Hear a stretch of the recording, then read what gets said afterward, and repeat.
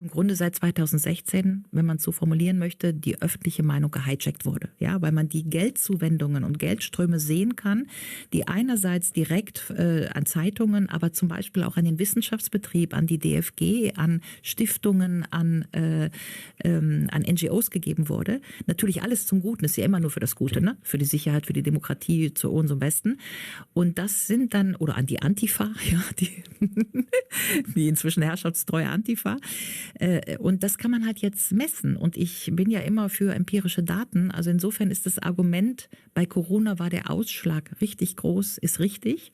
Und gleichzeitig ist richtig, dass man heute sagen kann, ab 2016 wurde professionell mit Geldmitteln und mit algorithmischer Steuerung daran gearbeitet, die Meinungskorridore einzuschränken und dann alles, was wir kennen, ja, Shadowbanning, Löschen von YouTube-Clips, was auch immer Ihnen da einfällt, ja, oder eben Entfernung. Wir waren ja beim Thema Kündigung, Entfernung kritischer Professoren. Also auch da lege ich eigentlich Wert drauf. Inke Egner und Anke Uhlenwinkel haben ein Buch geschrieben, Entfernungen aus deutschen Universitäten. Wer stört, muss weg, heißt das Buch. Es gibt es auch auf Englisch, Disrupting the University. Und da gibt es empirische Untersuchungen, dass seit 2020 insgesamt fast 60 Professoren aus vorgeschobenen oder fadenscheinigen Gründen gekündigt wurde. Und das ist ja Novum. Ja, also früher galt man ja als Professorin praktisch unkündbar. Ja, so. Und da musste man schon, keine Ahnung, was für ein Vergehen, so. Und bei mir geht es ja, das kann sich ja jeder auf meiner Webseite angucken. Ich habe ja meine kleinen Zitierfehler, die jetzt, also Plagiate sind, ja, also so eine Erbse, die irgendwie schon so groß ist wie der Mount Everest.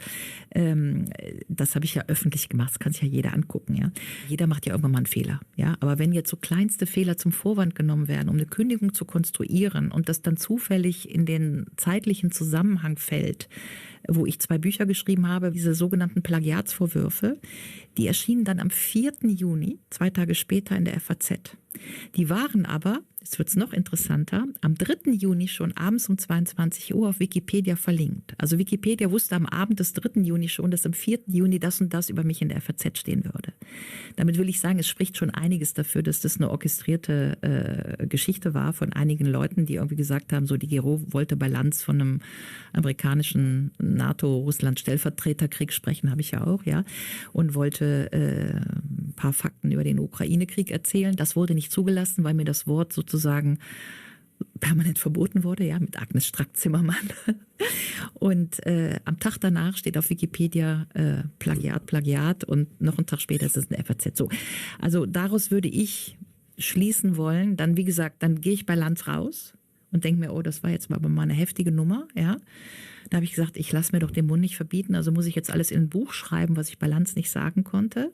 Dieses Buch erscheint dann, wie gesagt, Anfang Oktober und Ende Oktober distanziert sich die Uni öffentlich von mir.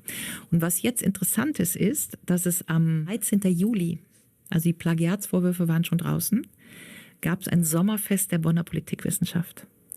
Und ein Kollege zieht mich zur Seite, übrigens auch interessant, ne? Also wenn Sie mich jetzt schon ins Erzählen bringen, ich gehe dahin zu diesem Sommerfest, obwohl ja, man hat mich ja nicht mehr angeguckt an der Uni Bonn. Ne? Und dann überlegen Sie 3-mal, soll ich jetzt zu so einem Sommerfest gehen, ja?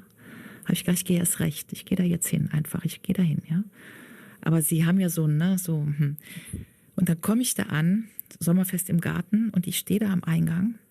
Ist wirklich so, ich stand da und in dem Moment war Schweigen im ganzen, so, und Sie kriegen, die Gero ist da. Ja, so ein Gefühl. Und sie stehen da wie so eine beschämte, also mit dem mache ich jetzt auf dem Absatz kehrt oder so, ja.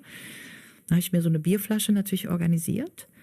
Und dann stehen da ja die Leute so in Grüppchen. Dann gehen sie halt irgendwo hin, wo sie 2, 3 Leute kennen. Und in dem Moment, wo sie auf das Grüppchen zugehen, löst sich das Grüppchen auf, ja. Das gibt's nicht. I tell you, ja. Also es sind wirklich Szenen, die man nicht vergisst, ja. So, auf diesem Fest, weil ich mir dann geschworen habe, ich bleibe jetzt hier 1 Stunde. Ich mache nicht auf dem Absatz kehrt. Ich bleibe 1 Stunde. Ja? Ich bin 1 Stunde geblieben, aber nicht viel länger. Und da kam dann ein Kollege, der sich zu mir setzte und sagte, du Ulrike, wir haben deine Sachen, diese Plagiate mal durch so eine Software laufen lassen. Wir haben festgestellt, da ist ja nichts, ja. Wir müssen jetzt wegen äußerem Druck eine Kommission einberufen, aber mach dir keine Sorgen, dann kriegst du eine Rüge und dann ist alles gut. Und danach tagt dann diese Kommission. Und aus der Rüge wurde eine sofortige Kündigung. Insofern spricht einiges dafür, dass es Nicht meine paar Zitierfehler waren, die dazu geführt haben.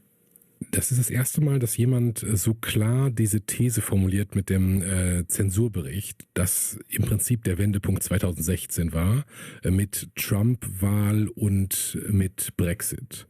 Und das ist ja auch nachvollziehbar, wenn ich sehe, dass mein Demokratieverständnis dazu führt, dass die Leute wählen keine EU und die Leute wählen Trump, dann will ich ja was dagegen tun, weil ich habe ja das war ja unisono auch in den Medien, der Brexit ist was richtig Dummes und der Trump ist der letzte Vollidiot und der ist gefährlich und hast du nicht gesehen. Übrigens ganz interessant, gibt es auch Umfragen dazu. Diejenigen, die die größten antipluralistischen Tendenzen haben, sind interessanterweise die Studenten. Ja, die sind überhaupt nicht mehr gewöhnt, andere Argumente auszuhalten, weswegen ja ich an der Uni von der Antifa auch angegriffen wurde. Ja, also die Gero muss weg. Ja, und das ist ja interessant, weil wenn wir jetzt zum Beispiel an die 68er denken, die waren ja sozusagen genau in der Kritik gegenüber dem Geschehen in der Bundesrepublik in den Jahren davor. Und die haben ja sozusagen genau das gemacht. Die haben die Deckel gelüftet. Also die haben ja durchgelüftet. Ja, also den Mief, wie hieß es da, der Muff hinter den Talaren. Ja, also das heißt, die 68er hat ja gelüftet. Ich habe ja dann oft kriege ich ja diese E-Mails oder so, ich bewundere Sie für Ihren Mut und so. Sage ich immer, nee, ich war nicht mutig, ja. Also das haben wir eben am Anfang diskutiert, das war ja Ihre Frage, warum haben Sie es trotzdem gemacht, ja? Meine Antwort ist, ich habe es nicht trotzdem gemacht, sondern ich stand da und konnte nicht anders, ja. Ich habe das, also hätte ich rational nachgedacht, dass das Buch, was ich schreibe, gefährlich ist, hätte ich es vielleicht nicht gemacht. Aber ich habe nicht rational darüber nachgedacht,